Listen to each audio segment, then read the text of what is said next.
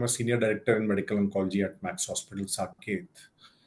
And I've had the good fortune of training at some of the leading institutes in the country. So I did my MBBS from Maulana Azad Medical College, my MD from Government Medical College, Surat, and eventually doing my DM in medical oncology from the Gujarat Cancer Research Institute, Ahmedabad. And I've been practicing since 2011. Oncology obviously is a very challenging field, and medical oncology is a difficult field on its own. But what we've seen is that since the past couple of decades, there have been major advances. There have been newer techniques of diagnostics, better classification, newer drugs that are available. And what has happened is that a lot of patients with cancer who were written off right at the time of diagnosis 2 or 3 decades back, actually now getting cured and living much longer. And I think that's one of the key factors which drives people like me to take up the challenging field and continue working in the challenging field.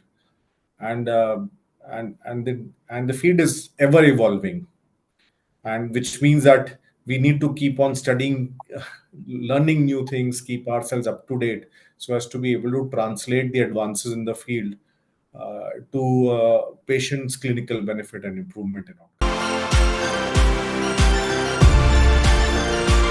Clearly, cancer is one of the most serious disease that one may have.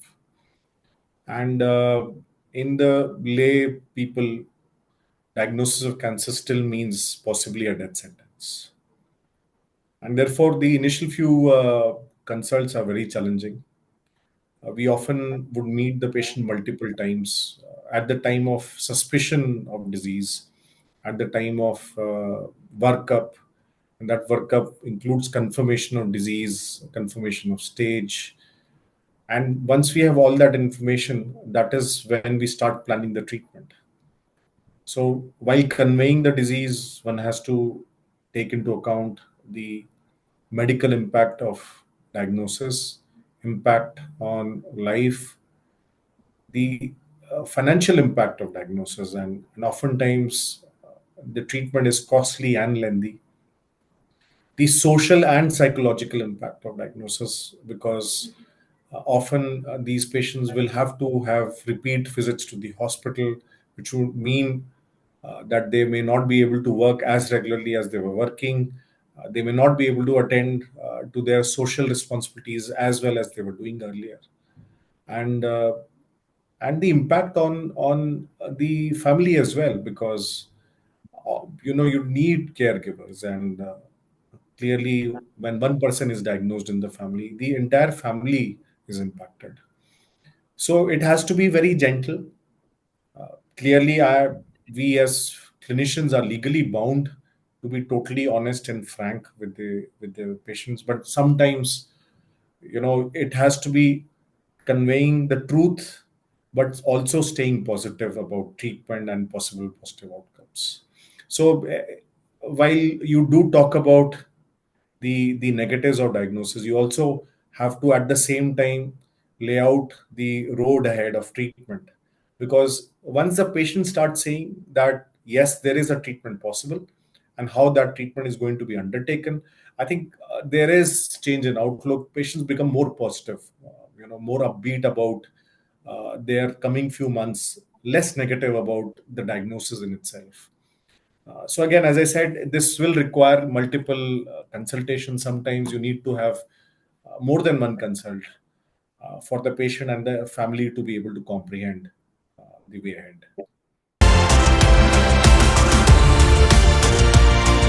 I think one of the advances in the field has been NGS. And I think you and I both have witnessed that evolution. 2000, you had the Human Genome Project, cost billions of dollars to sequence the entire human DNA. And now the same thing we are able to do in a couple of $1,000, sometimes even less.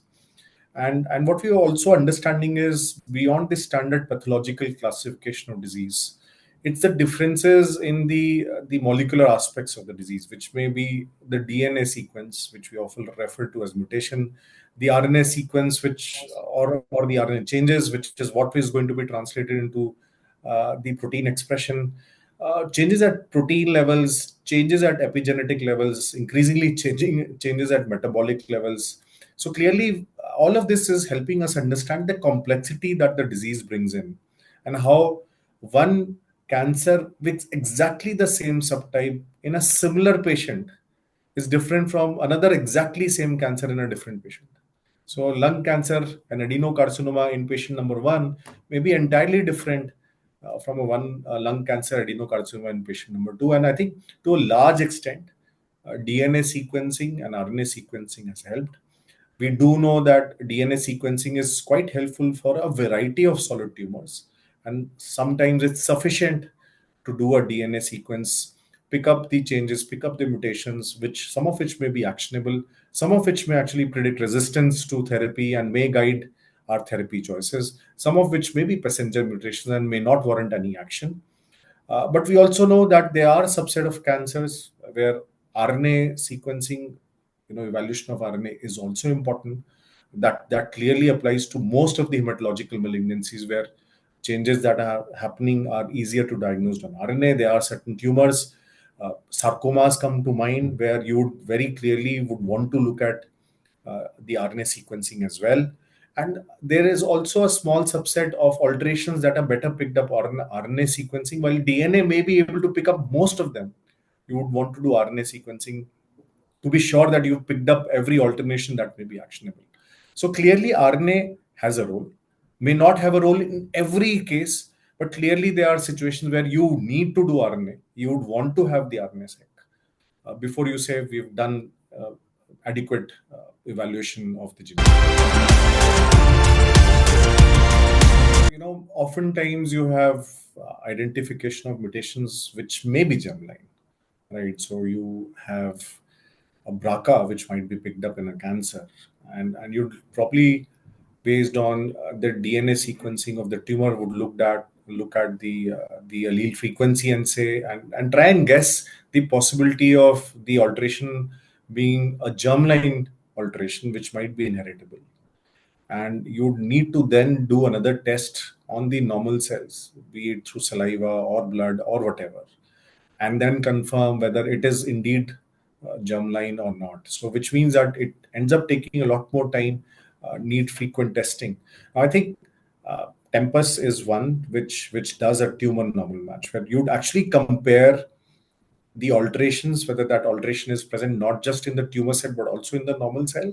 And I think that goes a long way in us being able to identify what might actually be just a germline mutation, which might be present in a normal cell, and therefore is also present in the tumor cell, and what might be an alteration which is a somatic mutation, therefore only the tumor cell is having it and normal cell is not having it.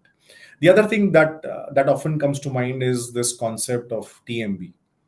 And again, we have simplified the concept of TMB, and we have used a cutoff of 10. But I think when you look at different cancers, they will have inherently should have a different definition of TMB, and we also need to look at what how many mutations will the baseline cell have, and what is the comparison of that baseline to. So this is not so much a tumor normal match, but I think those are some of the things that we really need to look into to be able to better understand the disease and the genomic alteration and the actionability of the same. The poster boy of NGS has been lung cancer, and I think where doing NGS right at the time of diagnosis for all advanced stage and increasingly for earlier stages as well, with newer therapy options being available, has become a norm.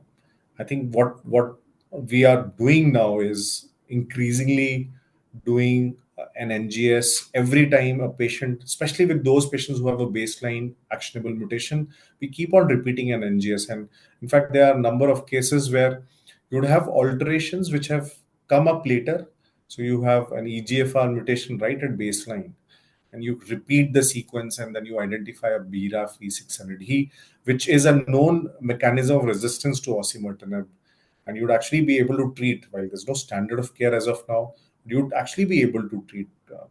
We've had patients where we had a baseline EGFR alteration, and then subsequently there was a T790M, and then subsequently you have C737S or 397S or similar mutations, which may actually predict resistance to the advanced third generation TKIs, but may predict responsiveness to the first generation TKIs.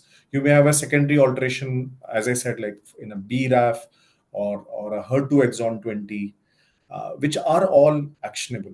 So increasingly, I think we are moving towards not just one-time testing, but repeat testing. As I said earlier, while a lot of DNA sequencing methodologies can pick up fusions, changes in RNA, but if you have a test available which can do all of it at one go, then there's a greater likelihood that you pick as high as possible number of patients with an actionable mutation. And we do know that those patients who receive target therapy based on actionable mutation earlier in their treatment tend to do much better compared to those who do not. So I think there's enough criteria. Increasingly, we are looking at not just tissue testing, and I think